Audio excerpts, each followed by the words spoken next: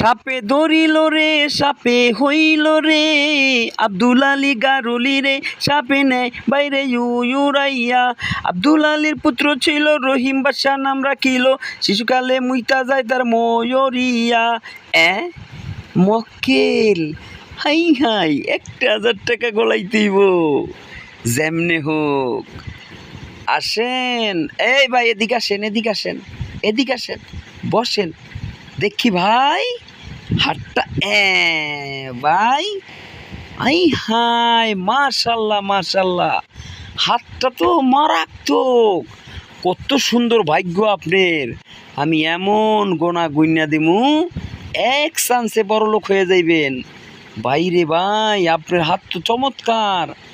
এই হাত যে এত সুন্দর, এই লন আমি হরিণের শিং দিয়ে গুনে দিচ্ছি, আপনি কোনো টেনশন করবেন না।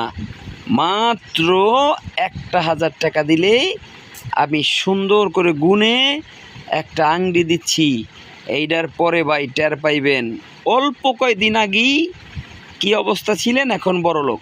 এই কই যান, টাকা দিয়ে যান। না ভাই আমার কাছে টাকা নাই, আমি তো দিতে পারব না ভাই। আরে বেটা টাকা দিয়ে যা। কিরে তুই থাপড় দিলি? কিরে বেটা তুই থাপড় দিলি কে? এই বেটা আমার হাতে তুই যে থাপড় খাবি এটা কি তুই জানতি না? আমার হাতে লেখা আসলো না থাপড় খাবি। এই পরে মার, আমার হাতে এই যে লেখা নাই, নাহলে কিন্তু আরেকবার থাপড় খাবি।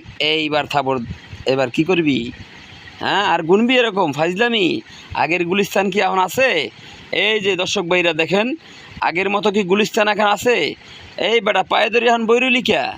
হ্যাঁ এই না মাইরা লাবি।